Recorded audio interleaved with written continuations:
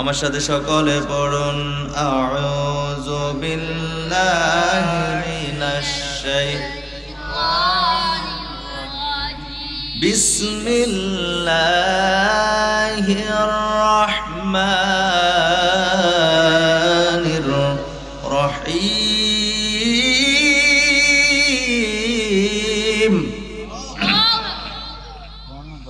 قل هل يستوي الذين يعلمون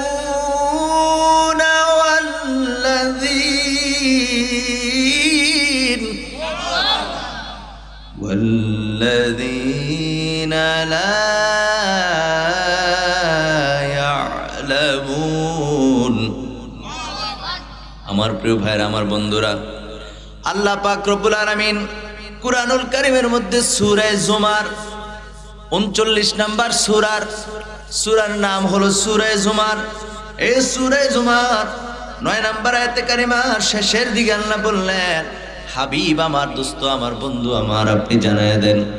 আল্লাহর নবীকে আল্লাহ বলছেন, হাবিব আপনি জানায় দেন, যারা জানে এবং যারা জানে না উভয় কি সমান? প্রশ্ন করছে। জোরে কোন সুবহানাল্লাহ, আর জোরে বলেন সুবহানাল্লাহ। আল্লাহ কয়, হাবিব আপনি বলে দেন, আপনি জানায় দেন, যারা জানে যারা জানে এবং যারা জানে না উভয় সমান না। হইতে পারে? এই বিষয়টারই আল্লাহ বললেন, হাবিব আপনি জানায় দেন, আপনি বলেন যারা জানে এবং যারা জানে না উভয় কি সমান? এখন উত্তর হবে না, উভয় সমান না। যারা জানে এবং যারা জানে না তারা কোনোদিনও সমান হতে পারে না। ঠিক কিনা বলেন? আল্লাহর হাবিব হাদিস শরীফের মধ্যে ইরশাদ করেছেন, তালাবুল ইলমি ফারিদাতুন আলা কুল্লি মুসলিম। আল্লাহ রাসূল সাল্লাল্লাহু আলাইহি সাল্লাম বলেছেন, দ্বীনি ইলম তলব করা ফরজ। এখন কতটুকু ইলম তলব করা ফরজ, শিক্ষা করা ফরজ, এই বিষয়গুলো আপনি আমি তখন জানবো যখন ইলম অর্জন করার জন্য আপনার মনের ভিতর ইচ্ছা আসবে। আপনি মনে মনে ভাববেন, আমাকে ইলম শিখতে হবে, যেহেতু আল্লাহ বলেছেন, আল্লাহর হাবিবও বলেছেন, সেজন্য ইলম তালাশ করার দরকার আছে নাকি নাই? কথা কোন না, আছে নাকি নাই? এ মুসলমান, আমরা নামে মুসলমান, আমাদের আব্বা মুসলমান ছিল, আম্মা মুসলমান, আব্বা মুসলমান, আম্মা মুসলমান, এই জন্য আমরা মুসলমান হয়ে গেছি। নতুন করে যুদ্ধ করার প্রয়োজন হয় নাই। এই ছেলেটা আসলে কি তাই না? নতুন করে আমার দিকে তাকান বন্ধু, এটা কোরআন হাদিসের মজলিস তো, কথার আওয়াজ আসলে ডিস্টার্ব হয়ে যায়। অন্তত আমি পারি না কথা বলতে, এই সমস্যা। প্রিয়, আপনারা রাগ করতেছেন? আরে বন্ধুরা আমার, আমরা মুসলমান, নতুন করে যুদ্ধ করে মুসলমান হতে হয় নাই, নতুন করে কালিমা পড়তে হয় নাই। আব্বা মুসলমান, মা মুসলমান, তাদের ঘরে জন্ম নেওয়ার কারণে লাইসেন্স করা, অর্থাৎ আপনি আমি উত্তরাধিকার, মনে হয় যে উত্তরাধিকার সূত্রে আমরা মুসলমান হয়ে গেছি। নতুন করে পড়তে হয়েছে? কোনো কিছু পড়তে হয় নাই। মা বাবা কোন দিকে চলে আমরা ওই দিকে চলার চেষ্টা করি, অর্থাৎ মা বাবা যেহেতু মুসলমান, আমাদের ভিতরে আস্তে আস্তে মুসলমানের যে কাজগুলো এগুলো আমাদের মাঝে আসে। ঠিক কিনা বলেন? কিন্তু বন্ধু, একটা বিধর্মীর ঘরে যদি কেউ জন্মগ্রহণ করে, সে মুসলমান হওয়া বড় কঠিন। কেমনে কঠিন? কারণ তার আব্বা করে পূজা, তার আম্মাও পূজা করে, সে আলাদা করে মুসলমান হবে এই কথাটাই তো তার ভাবনায় আসে না। ঠিক কিনা? জোরে বলেন না ঠিক কিনা? এই জন্য আমরা আল্লাহর দরবারে একবার হলেও, হৃদয়ের গহীন থেকে একবার হলেও আল্লাহর দরবারে শুকরিয়া আদায় করার দরকার আসেনি? আমরা যে মুসলমান, একবার বলেন তো আলহামদুলিল্লাহ। আলহামদুলিল্লাহ। এটা বলতেছি এই জন্য খুব মনোযোগ দেন, তাহলে কথাটা বুঝতে পারবেন। তো আমরা মুসলমান হইলাম, মুসলমান হওয়ার পরে আমাদের অনেকগুলি কাজ রয়েছে, যে কাজগুলি যদি আপনি আমি না করি, যে কাজগুলি আপনি আর আমি যদি না করি, তাহলে মুসলমানের যে বৈশিষ্ট্য, মুসলমানের যে খাসলত, মুসলমানের যে চরিত্র, মুসলমানের যে আলামত, এগুলো যদি আপনার আমার মধ্যে না থাকে, আপনি আমি কখনোই মুসলমান হতে পারলাম না। দাবিদার, কিন্তু আসলে প্রকৃতপক্ষে মুসলমান হতে পারলাম না। এখন যদি আপনাদেরকে জিজ্ঞেস করা হয়, বন্ধু আপনারা মুসলমান, আমিও মুসলমান। আল্লাহ তো কোরআনে বলছে যারা জানে এবং যারা জানে না উভয় তো সমান না, সমান না, সমান না। আপনি মুসলমান, আমিও মুসলমান। আপনিও প্রতিদিন সূর্য উঠলে সকাল হয়, ওই সকাল থেকে সন্ধ্যা পর্যন্ত আপনার জন্য একদিন, আমার জন্য একদিন। সকালে ঘুম থেকে ওঠার পর একটা দোয়া আছে, যদি জিজ্ঞেস করা হয় দোয়াটা আপনি বলেন, পারবেন নি? রাগ হইন না, আমার ওয়াজটা আমি চেষ্টা করবো আজকে বাস্তব মুখে কিছু কথা বলার। ওমা এতে কই যায় দোয়ার কথা কোনে জেগেতেছে নাকি? ও আচ্ছা, 1 মিনিট লেগে যায়, একটু সমস্যা নেই। আমার প্রিয় ভাইরা খুব মনোযোগ দেন, এই কথাগুলো খুব গুরুত্বপূর্ণ। মনে করেন আপনি জানেন না, আমি যে দোয়াটার কথা বলতেছি আপনি জানেন না, তো না জানলে কি হয়েছে? জানার তো রাস্তা আছে, যেটা আমরা এখন মরি নাই, আমরা জিন্দা আছি, যেটা আজকে থেকেও শিখার সুযোগ আছে নাকি নাই? এই জন্য রাগ হবেন না, বলবেন হুজুর এমন ওয়াজ ধরছেন মনে হয় আজকে আমরা রুফুট দিয়া বোলডুজার চালাইবেন না। আমার এরকম কোনো ইচ্ছা নাই, খুব মনোযোগ দেন। সকালবেলা ঘুম থেকে উঠলে ঘুম থেকে ওঠার একটা দোয়া আছে, আপনি হয়তো জানেন না, দুই একটা মুরব্বী মানুষ কিংবা যুবক ভাই জানতেও পারে, সবাই কিন্তু জানেন না। কিন্তু মুসলমান হিসেবে উচিত ছিল কিনা জানা, কথা কন না, ছিল কিনা? এই একটা মাদ্রাসার ছাত্র যদি আমি জিজ্ঞেস করি আজকে সকালবেলা ঘুম থেকে উঠলে ঘুম থেকে উঠার যে দোয়াটা সেটা বলো, তো সে বলে দিবে আলহামদুলিল্লাহ ইল্লাযী বাদামা আমাতানা। কন্যা পারেননি? পারে, মারাবা কন্যা। এই যে দোয়াটা সকালবেলা ঘুম থেকে উঠার পরে যে দোয়াটা পড়তে হয়, এই দোয়াটা আপনি আমি জানি না, কিন্তু জানার দরকার ছিল। আচ্ছা বাদ দেন, ঘুমের দোয়া বাদ দেন। এরপরে আপনি ঘুম থেকে উঠলেন, উঠার পরে ফজরের নামাজ পড়বেন। নামাজগুলা যে আপনি পড়তে হবে, আমরা আপনি সবাই জানি যে ফরজ নামাজ সবাই আদায় করতে হবে, কিন্তু আদায়টা কেমন করে করব? ওযু করতে গেলে ওযুর দোয়াটা কি জিজ্ঞেস করলে পারি না? আহারে মুসলমান, ওযুর দোয়াটা শিখলাম না। ওযুর ফরজ জিগাইলে কয় হুজুর ওযুর ফরজ 4টা ঠিক আছে, কিন্তু এমন অনেক মানুষ আছে ওযুর ফরজ যে 4টা এটাও জানে না, ঠিক কিনা বলেন? এ ওযুর ফরজ 4টা এটাও জানে না। জিজ্ঞেস করলে এলুপাথারি বলে। এক হুজুর শুনছিলাম আর কি ওয়াজের মধ্যে বলছে, বলে ওযুর ফরজ কয়টা আপনারা জানেননি? এক লোক লাভ দিয়ে দাঁড়াই গেছে, হুজুর আমি পারি। হুজুর কা আপনার এত আগ্রহ, আপনি পারেন না, করে দাঁড়াই গেছেন গা, তো বলেন তো দেখি ওযুর ফরজ কয়টা? কয় হুজুর ওযুর ফরজ 17টা। কয়টা হইছে? হুজুর কয় কি রে? লেখাপড়া করতে করতে করতে করতে কামেল পাস করে নিলাম, মাস্টার শেষ করে নিলাম, 17টা ওযুর ফরজ জীবনে তো শুনছি না, সাইকুদুল লই। তারপরে এলুফাতারি কইতে কইতে কইতে হুজুর গিরা গনতে আছে, গনতে গনতে গনতে গনতে দেখে কই আলেছে 19টা। আউলাফাতালি কইলে তো কত তানে কোন যায়, বুঝেন না? গোসলের ফরজ কয়টা? 3টা। 3টা কি? আপনি যদি লাইন মতো বলেন তাহলে 3টাই বলবে। আর আমি যদি গেলে আপনি বলেন যে গামছা লুঙ্গি সাবান, গামছা লুঙ্গি কি সাবান, 3টা। এই 3টা লাগে গোসল করতে, এর লাগে এটি ফরজ। এটি ফরজ তা আপনি জানলেই না কইতে। রাগ হইতেছেন আমার কথা? রাগ হইন না, কথা মনোযোগ দিয়ে শুনুন। তো হুজুরে কয় তুমি দি কইলা 17টা, কন্যা দি ভাইলাম 19টা। হুজুর আরো পারি, আপনি ডরায় না কই না। এইরকম মুসলমান হয় কোনো লাভ নাই, কোনো লাভ নাই। দিন শেষে আমরা আল্লাহর দরবারে যেতে হবে। দিন শেষে আমরা কার দরবারে যেতে হবে? আল্লাহর দরবারে যেতে হবে। দুনিয়ার মানুষকে ভয় পেয়ে কোনো লাভ নাই, আল্লাহরে ভয় পাওয়ার দরকার আছে তো নাকি? আহারে আমার জন্য যেই কবর, আপনার জন্য সেই কবর। একটা তালেবুল ইলম মাদ্রাসায় লেখাপড়া করলে কিন্তু এগুলো আগেই শিখে। ক্লাস 2-এ যেই ছেলেটা পড়ে, হ্যাঁ ওই সময় এগুলো জানে। সুবহানাল্লাহ কন্যা, জোরে কন্যা আলহামদুলিল্লাহ।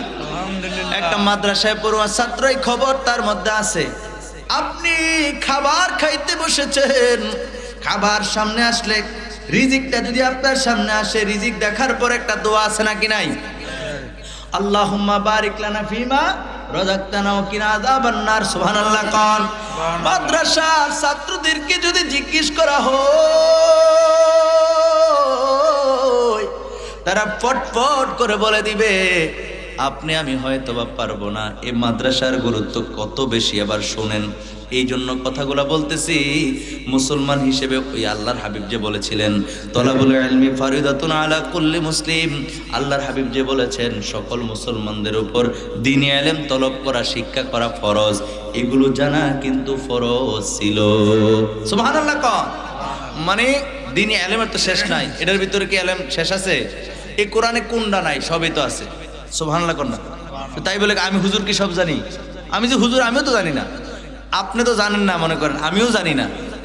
তাহলে কতটুকু জানা দেওয়া ফরজ? রাসূল যে বলছেন দিনই এলেম শিক্ষা করা ফরজ, কতটুকু ফরজ? ওই যে দৈনিক চলার মতো, এই তো মুরব্বী বলছে দৈনিক চলতে গিয়া যা যা দরকার, 5 ওয়াক্ত নামাজ থেকে শুরু করে, রমজানের রোজা থেকে শুরু করে, হজ যাকাত কোন সময় দিবে, কার কতটুকু সম্পদ হলে যাকাত দিবে, কার কতটুকু সম্পদ হলে সে হজ করতে যাবে, এরপরে প্রিয় হাজিরিন কোন কথা বললে ঈমান মজবুত হবে এবং কোন কথা বললে ঈমান চলে যাবে, কথাগুলো জানার দরকার আছে নাকি নাই? ঘুম থেকে ওঠা থেকে আবার ঘুমানো পর্যন্ত, সকাল থেকে রাত্র পর্যন্ত যা যা আমরা করি এই সবগুলোর মধ্যে যে সমস্ত দোয়াগুলি আছে, যেই সমস্ত নিয়ম কানুন আছে, এই সবগুলি জানা হলো ফরজ। সুবহানাল্লাহ। তো খাবার সামনে আসলে দোয়া পড়তে হয়, আল্লাহুম্মা বারিক লানা ফিমা রাযাকতানা ওয়া কিনা আযাবান নার। এটা তো আমরা সবাই জানি না। খাবার খাইতে হইলে বিসমিল্লাহির রহমানির রহিম পড়তে হয়, এইটাও জানি কিন্তু ভুলে যাই।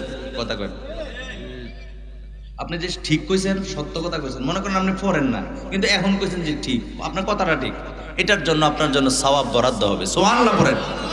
এই এমন জায়গায় আসছেন, এমন জায়গায় এসে বসছেন, জানেন না সমস্যা নাই, বৈশা যে রয়েছেন, কিছু না কইলেও সওয়াব, আর কইলে তো আরো বেশি। সুবহানাল্লাহ কর। ওই তাহিরি সাহেব, চিনেননি তাহিরি সাহেব রে? একবার কইছিল মজা কইরা যে এক লোক আমার কাছে বিড়ি খানার দোয়া চাইছে। কি খানার দোয়া? বিড়ি খানার দোয়া। হুজুর কই বিড়ি খানার কি দোয়া আছে নাকি? হুজুর আমি জানি তো। কই কিটা? আল্লাহুম্মা বারিক লানা ফিমা বিরিটানা, আল্লাহুম্মা বারিক লানা ফিমা বিরিটানা। কথা কোন ফিমা নিজে বানাইছে, কোন নাউজুবিল্লাহ। অথচ দোয়া ছিল রিজিক সামনে আসলে। আপনি খাবার এখন স্টার্ট করেন নাই, খাবার এখনো শুরু করেন নাই, খাবারটা দেখছেন তো পড়বেন আল্লাহুম্মা বারিক লানা ফিমা রাযাকতানা ওয়া কিনা আযাবান নার। সুবহানাল্লাহ পড়েন। ওই খানার দোয়া না নিয়ে লাগাই দিছে কই? আছে না নাই? হেনে লাগাই দিছে, আপনার গুনাহ হবে। এই দোয়াটা আবার তাড়াতাড়ি পারে, আল্লাহুম্মা বারিক লানা ফিমা বিরিটানা। কিন্তু আসলে দোয়া কোন জায়গার ছিল এবং দোয়াটা কি ছিল সেটা তো জানার বোঝার দরকার ছিল। কথা বলেন ঠিক কিনা? জোরে বলেন ঠিক কিনা? প্রিয় হাজির, রাগ করতেছেন? এই কথা বলে দরকার। আমি আজকে বলে যাচ্ছি তো, শরমের কিচ্ছু নেই, আমি প্রথমেই বলছি।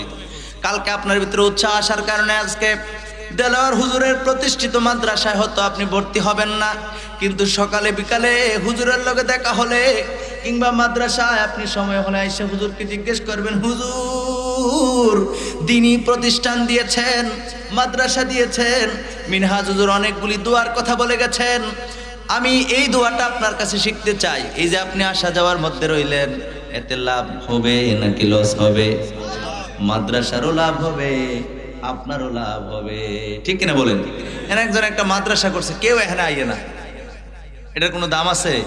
কিন্তু আপনি এলাকাবাসী হিসেবে, মুসলমান হিসেবে আপনি যদি আসতেন, কিছু দোয়া কালাম শিখতেন, জানতেন, বিভিন্ন জিনিসের খোঁজখবর নিতেন, তাইলে আপনি উপকৃত হইতেন, একটা সৌন্দর্য বজায় থাকতো, ঠিক কিনা বলেন? প্রিয় হাজিরিন, এরপরে আসেন, খাবার আপনি শুরু করবেন, স্টার্ট করবেন। আমরা দেশে তো খাবার দেখলে আর হোশ থাকে না, এরকম মানুষ আসেনি? খাবার দেখলে মাথা ঘুরায়, তাহলে কোন সময় খাইব।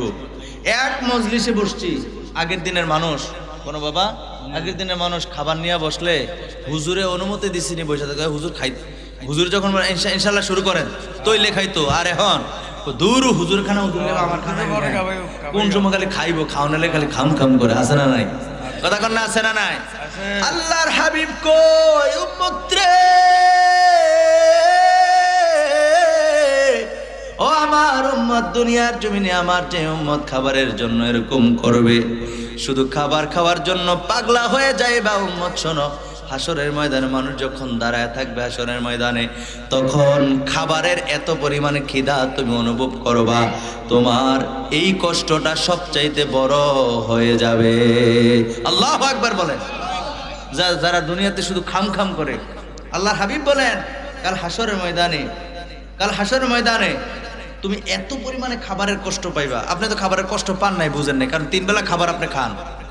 রাস্তার যে ফকির আছে, রাস্তার যে ভিক্ষুক আছে, চেঞ্জ করছো, রাস্তার যে ফকির আছে, ভিক্ষুক আছে, এদিকে তাকান। ও এক বেলা খায়, দুই বেলা না খায়া থাকে, পরনের কাপড়গুলি জীর্ণ শীর্ণ, শরীরের কাপড় সুন্দর না, চেহারাটা নষ্ট হয়ে গেছে, বালু পড়তে পড়তে চেহারাও নষ্ট হয়ে গেছে, শীতকালে একটা চাদর নাই তার শরীরের মধ্যে, এরকম আছে না নাই? আপনি তার থেকে খবর নিলে বুঝবেন ক্ষুধা কি জিনিস, শীতকালের শীত কি জিনিস, আরাম বিছানার অনুভূতি কি জিনিস, ঠিক কিনা বলে? আপনি তো বুঝবেন না। তো রাসূল বলছেন যে ব্যক্তি দুনিয়াতে বেশি বেশি করে খালি খাওয়ানোর জন্য পাগল, রাসূল বলেন কাল হাসরের ময়দানে এই ব্যক্তিটা এত ক্ষুধার্ত হবে, ক্ষুধার একটা জ্বালা আছে, যন্ত্রণা আছে, ক্ষুধার একটা জ্বালা আছে, যন্ত্রণা আছে। আপনি সকালে খাবার খাইতে পারেন নাই, দুপুরে খাবেন, দুপুরে খাইতেছেন না কোনো কারণে, তাহলে এবার বুঝবেন যে আপনার কি একটা যন্ত্রণা পেটের ভিতরে, ঠিক কিনা বলেন? কথা বলেন ঠিক কিনা? তো আপনি এক বেলা না খাইয়া দুই বেলা না খাইছেন, এরপরে আপনার এই অবস্থা। আর রাসূল বলছেন ক্ষুধার এত পরিমাণে যন্ত্রণা হবে কাল হাসরের ময়দানে, উপায় থাকবে না। এই জন্য রাসূল বলেছেন উম্মত পাইলে খেও না, আশেপাশের মানুষকে একটু দিয়া খাইও। তোমার আশেপাশে যদি এরকম ক্ষুধার্ত ব্যক্তি থাকে, উম্মত আমার, ও আমার উম্মত, রাসূল বলেছেন ও আমার উম্মত, তাকে তুমি দিও। মারহাবা কন, আপনি তাকে যেটা দিবেন সেটাই আপনার কাজে আসবে। এক হাদিসে পাকের মধ্যে তো এসেছে, রাসূল বলেও দিয়েছেন ইন্নাল জান্নাতা তাশতাকু ইলা খামসাতি নাফার, রাসূল বলেছেন 5 প্রকার ব্যক্তির জন্য জান্নাত অপেক্ষা করতে থাকে। আমরা জান্নাত চাই নি? যারা কইছে না তার মনে চায় না, একটু মহব্বত করে বলেন আমরা জান্নাত চাই কিনা? নবীজি কয় 5 প্রকার ব্যক্তির জন্য জান্নাত স্বয়ং নিজে আল্লাহর দরবারে ফরিয়াদ করে।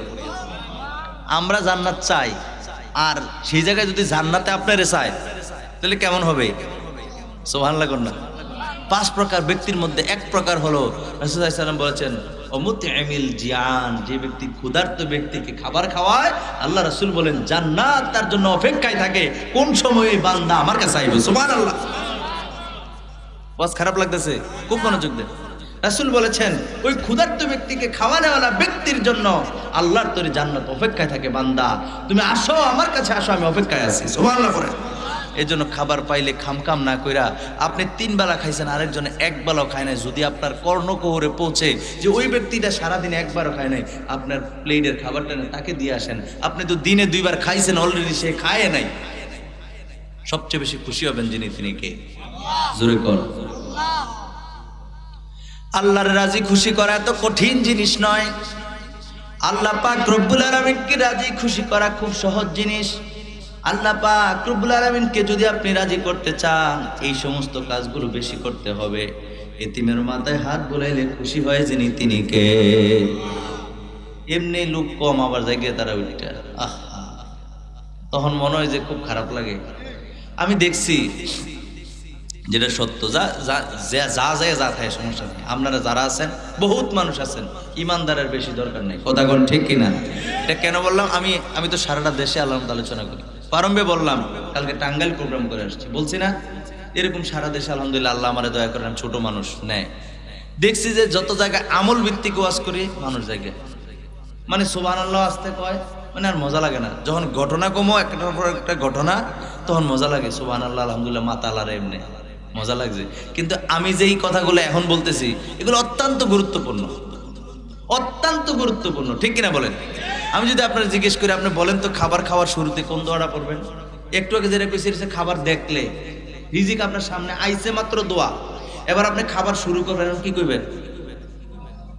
এই তো মাশাআল্লাহ, এই যে কয়েকটা ভাই পারছে, বিসমিল্লাহি ওয়া আলা বারাকাতিল্লাহ, বরকাতিল্লাহ না বারাকাতিল্লাহ। সুবহানাল্লাহ পড়েন, বিসমিল্লাহি ওয়া আলা বারাকাতিল্লাহ। সুবহানাল্লাহ পড়েন। তো আপনি শিখছেন সেজন্য পারছেন, আরেকজন শিখেন নাই, পারেন নাই, কিন্তু শিখার চেষ্টা করার দরকার আছে নি? এই জন্য মাদ্রাসায় ভর্তি হতে হবে। আপনি পারেন নাই, আপনার ছেলেকে ভর্তি করান। আপনার ছেলেকে পারেন নাই, আপনি বৃদ্ধ হয়ে গেছেন, বয়োজ্যেষ্ঠ আপনি হয়ে গেছেন, আপনি আপনার নাতিরে ভর্তি করান, আপনার নাতনিকে ভর্তি করান। মাদ্রাসাকে ভালোবাসেন, মাদ্রাসা হলো নবীর ঘর। সুবহানাল্লাহ কর। এরপরে আপনি খাবার খাইলেন, খাবার খাওয়ার শেষে একটা দোয়া আছে, ওই দোয়াটাও তো শিখতে হবে। শুধু আমরা পারি আলহামদুলিল্লাহ, এর বাইরে তো আর পারি না। আহা, অথচ দোয়াটা হলো আল্লাহর হাবিব শিক্ষা দিয়েছেন। আল্লাহর হাবিব বলে দিয়েছেন, আলহামদুলিল্লাহিল্লাযী আত'আমানা ওয়া সাকানা ওয়া জা'লানা মিনাল মুসলিমিন। সুবহানাল্লাহ কইতেন না? এই দোয়াটা কত সুন্দর দোয়া। আলহামদুলিল্লাহিল্লাযী আত'আমানা ওয়া সাকানা ওয়া জা'লানা মিনাল মুসলিমিন। এই দোয়াটা যদি আপনি আমি খাবার খেয়ে পড়তাম, নবীজির সুন্নত তরিকা হতো না কি হতো না? আমরা পানি পান করিনি, হ্যাঁ পানি পান করিনি। মাদ্রাসার ছাত্রদেরকে জিজ্ঞেস করলে ওরা বলে দিবে পানি পান করার সুন্নত কয়টা এবং কি কি। কিন্তু আপনাদেরকে জিজ্ঞেস করলে হয়তো 2-4 জনে পারবেন, বাকি তারা পারবেন না। ঠিক কিনা বলেন? আমি বলতাম নি এই সুন্নতটা আজকে শিক্ষা যান, শিখাইতাম নি। আমরা যদি কর না, আপনারা যদি বলেন না পানি পান করার সুন্নত 6টা, এই যে দেখেন পানি আসেনি, আছে একটু আসেনি, আসেনি, আসেনি, প্র্যাকটিক্যালি শিখেছি। আমি আজকে কিন্তু ওয়াজ করতেছি না, কারণ ঘটনার ওয়াজ করলে বক্তার আরো মজা লাগে, শ্রোতারাও মাথা নাড়ে, তারে না রে না রে না, আসেনি, মাথা নাড়ে মজা লাগে। কিন্তু কোরআন হাদিস থেকে বললে একটু আগে বলছি বেশি একটা মজা লাগে না। তা আমি নিজেও এত টাইম ওয়াজ করতেছি না, আজকে মাদ্রাসায় আসছি তো মাদ্রাসার আলোচনাটা এরকম হওয়া দরকার। কথা বলেন ঠিক কিনা? পানি আছে না নাই? প্র্যাকটিক্যালি একটা আমল শিখাই দেয়। যুবক, যুবক রে, কালকে থেকে যদি তুমি আমলটা করো রে যুবক, তাহলে মনে রাখো, মনে রাখো, কালকে থেকে যদি তুমি আমলটা করতে পারো তাহলে আমি সাকসেস হয়ে যাব। নবীজির শিখে যাওয়া সুন্নতগুলির মধ্যে অন্তত পক্ষে পানি পান করার সুন্নতটা তো তোমার জীবনে শিখতে পারলা। কথা বলেন ঠিক কিনা? একটা সুন্নত হয়তো আপনারা কইতে পারতেন না। যদি জিজ্ঞেস করি ভাত খাওয়ার, ভাত যে খাবেন, খাবার যে খাবেন, বসার সুন্নত কি? খাবার খাওয়া শুরু কোন দিক দিয়ে করবেন, কেমনে করবেন, জিজ্ঞেলে কইতে পারতেন না। তো আপনি কি শিখলেন? নবীর উম্মত দাবি করতেছে, তো শিখলামটা কি? একটা শিখাই দিই প্র্যাকটিক্যাল। কি বলেন? এই হলো পানির পাত্র। ভালো করে খেয়াল করেন, এই পানির পাত্রটাকে ডান হাতে যে নিলাম একটা সুন্নাত। সুবহানাল্লাহ কোন? আপনারা আরো জোরে কইতে হবে, সুবহানাল্লাহ কইতাম না। পানি পান করার সুন্নত হলো 6টা। কয়টা? আরো জোরে সবাই মিলে। পানি পান করার সুন্নত কয়টা? 6টা সুন্নতের মধ্যে একটা সুন্নত হলো পানির পাত্রটা আপনি ডান হাতে নিলেন, এটা একটা সুন্নত হয়ে গেল। সুবহানাল্লাহ বলেন। 6টা সুন্নতের মধ্যে একটা শেষ হয়ে গেল। আর আছে কয়টা? 5টা। খুব মনোযোগ দেন। 2 নম্বরে হলো আপনি পানিটাকে ডান হাতে নিলেন, নেওয়ার পরে আপনি পানির পাত্র নিয়ে আপনি দাঁড়ায় আছেন, আপনি বসে যাবেন। বসে যাওয়া আর একটা সুন্নাত। সুবহানাল্লাহ পড়েন। তাহলে পানি পান করার সুন্নত কয়টা? জোরে কোন কয়টা? সবাই কোন? আমি শিখাইতেছি কিন্তু, আমি আগেই কইছি। এই যে দেখছেন এই ক্যামেরাগুলো, এগুলো চোখ, এগুলোর মাধ্যমে দেশ বিদেশে আলোচনাগুলো ছড়াই যায়। তারাও শুনবে, দেখবে যে না হুজুরের সুন্নতটা এভাবে শিখাইছে। কথা বুঝাইতে পারছি?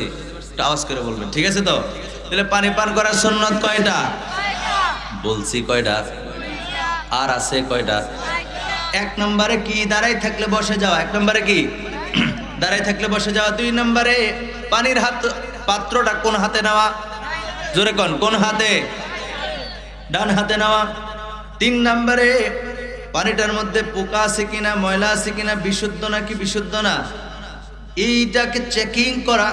আপনি পানিটার দিকে তাকানো, এটা আরেকটা সুন্নাত। জোরে জোরে বলেন সুবহানাল্লাহ।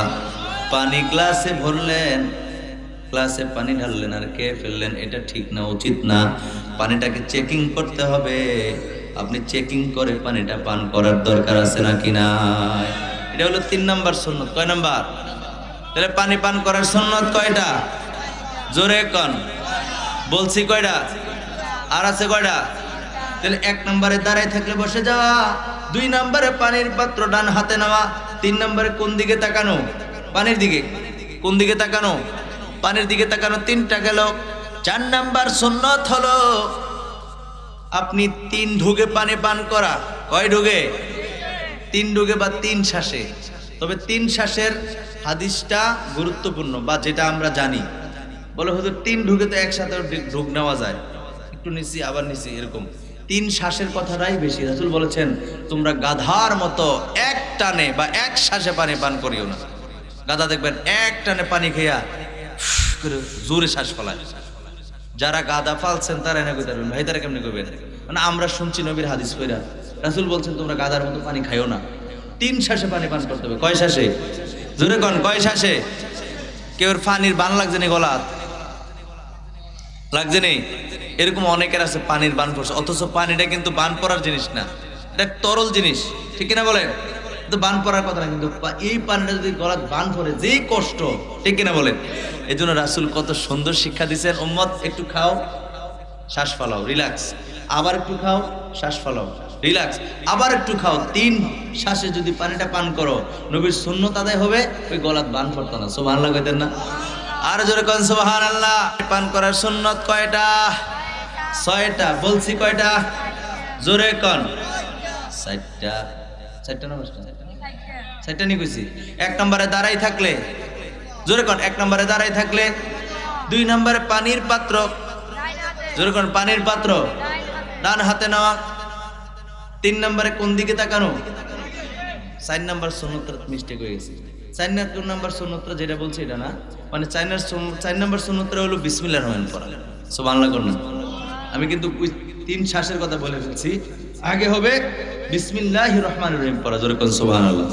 অর্থাৎ শুধু বিসমিল্লাহ পড়লে হয়ে যাবে, যে বিসমিল্লাহ আল্লাহর নাম স্মরণ নাও, ঠিক আছে? এটা গেল কয় নাম্বার? 4 নাম্বার। 5 নাম্বার হলো 3 শ্বাসে পানি পান করা। জোরে কোন সুবহানাল্লাহ। আর জোরে কোন সুবহানাল্লাহ। 6 নম্বরে কি? আমি কইতাম না, আপনারা কইতে 6 নম্বরে কি? আলহামদুলিল্লাহ। পানি কিন্তু অনেক বড় নেয়ামত। পানি কি? অনেক বড় নেয়ামত। এই সুন্দর শিক্ষাগুলি আল্লাহর হাবিব আমাদেরকে দিয়েছেন।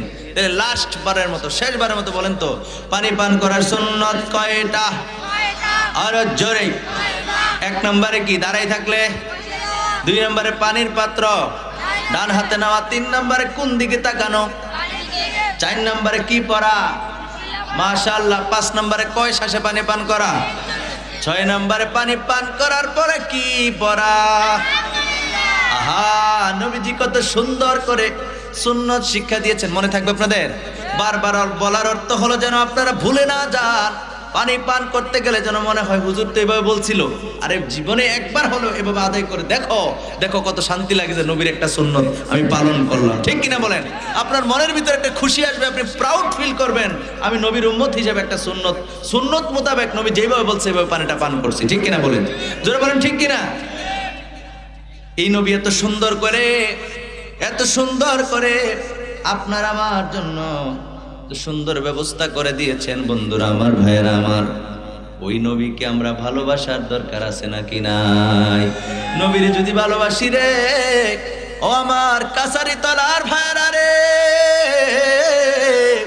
আল্লাহর হাবিবকে যদি আমরা অন্তর থেকে ভালোবাসতে পারি গো, তাহলে বন্ধুরা আমার, ভাইয়ারা আমার, এই সুন্নতগুলি শেখার জন্য আমাদের আগ্রহ বেড়ে যাবে, ঠিক কিনা বলেন? এই জন্য নবীজি আমাদের জান, নবীজি আমাদের প্রাণ, ঠিক কিনা বলেন? বলেন তো একবার, আমার জান মদিনা, আমার প্রাণ মদিনা, আমার জান মদিনা, ভুলে যেতে চাইলেও ভোলা যায় না। বলেন না, ভুলে যেতে ভোলা যায় না। আমার জান মদিনা, আমার প্রাণ মদিনা, আমার জান মদিনা, আমার প্রাণ মদিনা, ভুলে যেতে চাইলেও ভোলা যায় না। বলেন না, ভুলে যেতে ভোলা যায় না। মদিনার স্মৃতিগুলি ভাবি বারে বার, কবে আমি দেখা পাবো রওজা তোমার। সুবহানাল্লাহ। নবী উম্মতকে কত ভালোবেসেছেন, উম্মতের জন্য সারাটা জিন্দেগি নবী উম্মতের জন্য কেঁদেছেন। ওই নবীর জন্য আমরা কাদার দরকার আছে নাকি নাই? নবীজির রওজা শরীফে যাওয়ার জন্য মন বেকুল হয় নাকি হয় না? মন যদি পাগলা না হয়, মন যদি বেকুল না হয়, তাহলে আপনি আর আমি নবীর কি ভালোবাসলাম, ঠিক কিনা বলেন? এই জন্য শায়ের তার গজলের মধ্যে বলতেছেন, মদিনার স্মৃতিগুলি ভাবি বারে বার, কবে আমি দেখা পাব রোজা তোমার। বলেন মদিনার স্মৃতিগুলি ভাবি বারে বার, কবে আমি দেখা পাব রোজা তোমার। আরে প্রিয় নবীর প্রেমে আমরা হলাম দিওয়ানা, বলো প্রিয় নবীর প্রেমে আমরা হলাম দিওয়ানা। ভুলে যেতে চাইলেও না, বলেন না ভুলে যেতে যায় না। আমার জান মদিনা, আমার প্রাণ মদিনা, আমার জান মদিনা, আমার প্রাণ। ভুলে যেতে চাইলেও ভোলা যায় না, বলেন না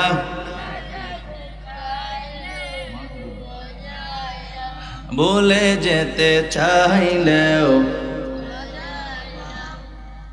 একটা জবানও বন্ধ রাখবেন না, চিৎকার মেরে বলেন সুবহানাল্লাহ। আমার ভাইয়েরা, আমার বন্ধুরা, অন্তরের কানটা লাগায় শোনেন। এতক্ষণ পর্যন্ত বিভিন্ন দোয়া নিয়ে আমি কথা বলছি, যেহেতু এটা মাদ্রাসার মাহফিল। মাদ্রাসার ছেলেগুলিকে জিজ্ঞেস করলে পটপট করে এক একটা দোয়া বলে দিবে।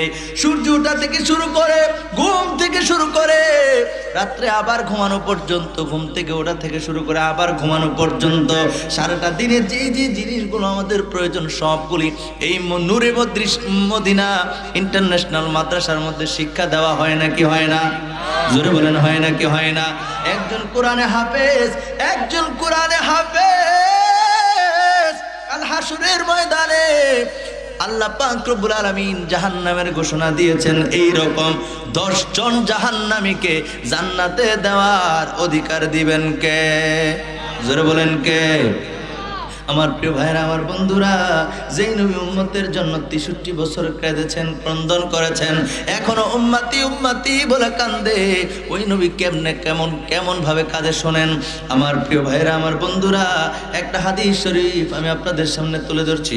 সহিহ ইবনে হিব্বানের মধ্যে 7111 নম্বর হাদিস শরীফের মধ্যে রয়েছে, আল্লাহর নবী একদিন খুশি, আনন্দিত, চেহারা খুব প্রফুল্ল। নবীজির খুশি দেখা আম্মা জান আয়েশা সিদ্দিকা রাদিয়াল্লাহু তাআলা আনহা নবীজির খুশি দেখা, আনন্দিত দেখা নবীজিকে জিজ্ঞেস করলেন, ইয়া রাসূলুল্লাহ, আপনার আজকে বড় খুশি খুশি দেখা যায়। আল্লাহর নবী বললেন, রে আমার আয়েশা, আয়েশা রে, আমার মনটা খুব ভালো আছে। সুবহানাল্লাহ পড়েন। আম্মা জান আয়েশা সিদ্দিকা রাদিয়াল্লাহু তাআলা আনহা ভাবলেন, নবীর যেহেতু মনটা বড় খুশি, নবীর মনটা যেহেতু ভালো আছে, এই সুযোগ তো হাতছাড়া করা যায় না। আম্মা জান আয়েশা সিদ্দিকা রাদিয়াল্লাহু তাআলা আনহা ডাক দিয়া বললেন, ইয়া রাসূলুল্লাহ, ইয়া হাবিবাল্লাহ, নবী গো, ও মায়ার নবী, দয়ার নবী, তাহলে আপনি আমার জন্য একটু দোয়া করেন। সুবহানাল্লাহ কোন? তাহলে আপনি আমার জন্য একটু দোয়া করেন। সুবহানাল্লাহ কোন না? সুবহানাল্লাহ। এবার আল্লাহর নবী, দুজাহানের বাদশা নবী রাহমাতাল লিল আলামিন, দোয়া করতে লাগলেন। হাত দুটো আল্লাহর দরবারে উঠিয়ে দিলেন, ডাক দিলেন, আল্লাহ, ও পরওয়ারদিগার, আমার আয়েশার অতীতের যত ভুল ভ্রান্তি আছে মাফ করে দাও। সুবহানাল্লাহ কোন? সুবহানাল্লাহ। এরপরে নবী আমার বললেন, আল্লাহ, আমার আয়েশার জীবনের যত অপরাধ আছে তুমি মাফ করে দাও। বলেন সুবহানাল্লাহ। এরপরে নবীজি আমার বললেন, আল্লাহ, আমার আয়েশা জেনে বুঝে যত অপরাধ করছে তুমি মাফ করে দাও। সুবহানাল্লাহ কোন? এরপরে বললেন, আল্লাহ, আল্লাহ, আমার আয়েশা না জেনে না বুঝে যত অপরাধ হয়ে গেছে, আল্লাহ সবগুলি তুমি মাফ করে দাও। জোরে করলেন সুবহানাল্লাহ। এরপরে আল্লাহর নবী আবার দোয়া করলেন, আল্লাহ, আমার আয়েশার প্রকাশ্যে যত অপরাধ হয়েছে সমস্ত অপরাধ থেকে তোমার দরবারে মাফ চাই, মাফ করে দাও। সুবহানাল্লাহ। এরপর আল্লাহ নবী বললেন, আল্লাহ গো, আমার আয়েশা গোপনে যত অপরাধ করছে সমস্ত অপরাধ থেকে মাফ চাই, তুমি মাফ করে দাও। জোরে কোন সুবহানাল্লাহ। এমনি ভাবে আল্লাহ নবী একে একে ধাপে ধাপে আম্মা জান আয়েশা সিদ্দিকা রাদিয়াল্লাহু তাআলা আনহার জন্য দোয়া করলেন। দোয়া করতে করতে আল্লাহর নবী দোয়া করতে করতে আল্লাহর নবী খুব সুন্দরভাবে আম্মা জান আয়েশা সিদ্দিকা রাদিয়াল্লাহু তাআলা আনহার জন্য এইভাবে পর্যায়ক্রমে দোয়া করলেন। দোয়া করা যখন শেষ হলো, এবার আল্লাহর নবী দেখতে পাইলেন আয়েশা রাদিয়াল্লাহু তাআলা আনহা এবার তিনি নিজে খুশি হয়ে গেছেন, তিনার মনটা বড় ভালো দেখা যায়। আমার নবী জিজ্ঞেস করলেন, আয়েশা রে, ও আয়েশা, তোমারে খুশি খুশি লাগে? আয়েশা রাদিয়াল্লাহু তাআলা আনহা বলেন, ইয়া রাসূলুল্লাহ, ইয়া হাবিবাল্লাহ, নবী গো, আপনি আমার জন্য এত সুন্দর করে দোয়া করলেন, আপনি আমার জন্য এত সুন্দর করে করে আল্লাহর দরবারে ফরিয়াদ করলেন, আমি কেমন করে খুশি না হয়ে থাকতে পারি? আল্লাহর নবী ডাক দেয়া কয়, আয়েশা রে, ও আয়েশা শোনো রে, তোমার জন্য আমি নবী এতক্ষণ যাবত যেইভাবে দোয়া করছি, এই শোনেন, আল্লাহ নবী বলেন, আয়েশা রে, তোমার জন্য এতক্ষণ যাবত আমি যেইভাবে দোয়া করছি, আমার প্রত্যেকটা উম্মতের জন্য আমি নবী প্রত্যেক নামাজের পরে এইভাবে আল্লাহর দরবারে ফরিয়াদ করি।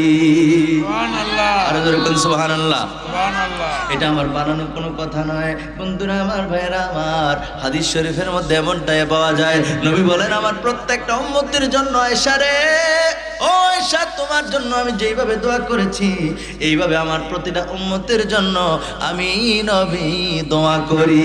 জোরে জোরে বলেন সুবহানাল্লাহ, আরো জোরে বলেন সুবহানাল্লাহ। নারে তাকবীর, নারে রিসালাত। পরিচালক সাহেবের আগমন, হযরত মাওলানা দেলওয়ার হোসেন আল কাদরী সাহেবের আগমন, মারহাবা দেন।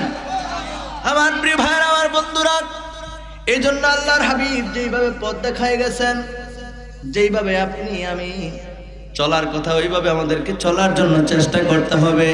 মাদ্রাসা হলো নবীর ঘর, মাদ্রাসা হলো নবীর ঘর। মাদ্রাসা কার ঘর? জোরে বলেন, কার ঘর? নবীর ঘর।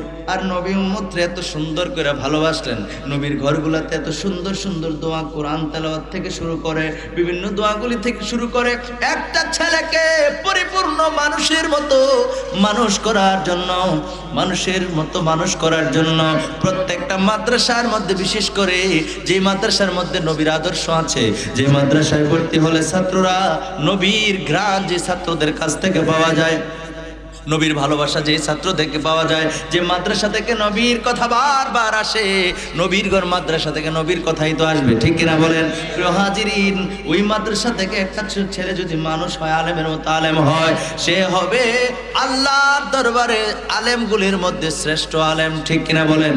জোরে বলেন, ঠিক কিনা? আজকে আমার দেশে অনেক মাদ্রাসা আছে, আমার নাম বলার দরকার নাই, অনেক মাদ্রাসা আছে রে, মাদ্রাসা নবীর ঘর, কিন্তু নবীর ঘর হওয়ার পর নবীর শানে অনেক রকমের বেয়াদবি মাদ্রাসা থেকেই করে, আছে না নাই? কিন্তু এই নূরে মদিনা ইন্টারন্যাশনাল মাদ্রাসা এটা অন্যরকম, ঠিক কিনা বলেন? আপনাদের সন্তানদেরকে মাদ্রাসা ভর্তি করাবেন তো? ইনশাল্লাহ করাবেন তো? এই মাদ্রাসাটার উন্নতি আপনারা চান নেই? চান তো ইনশাল্লাহ?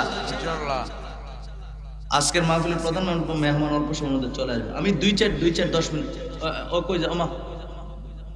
মুরব্বি আচ্ছা আচ্ছা আচ্ছা, শোনেন খুব মনোযোগ দেন। এই মাদ্রাসার উন্নতি আপনারা চাননি?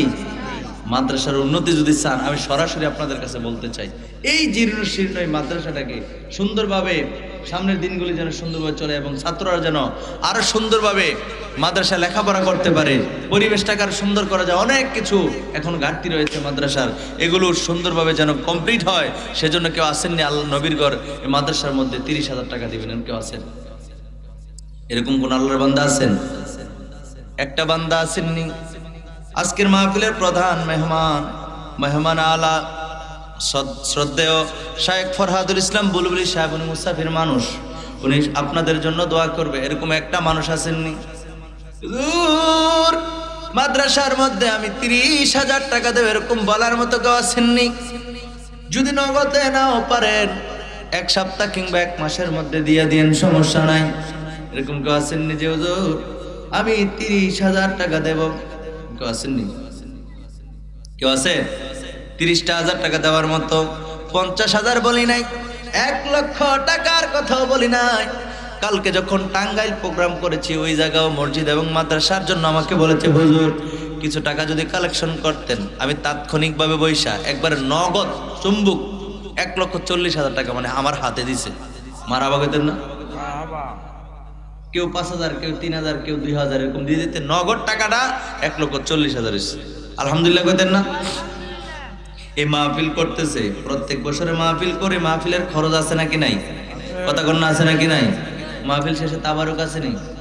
আসেনি আসেনি? তাবারুক করতে কর্তৃপক্ষের খরচ আছে, প্যান্ডেল সাজাইতে কর্তৃপক্ষের খরচ আছে, মাইক ম্যানের জন্য খরচ টাকা বরাদ্দ আছে নাকি নাই? এমনি করে আলেম ওলামা থেকে শুরু করে মেহমানদারির জন্য সব মিলে অনেক টাকা খরচ হয়।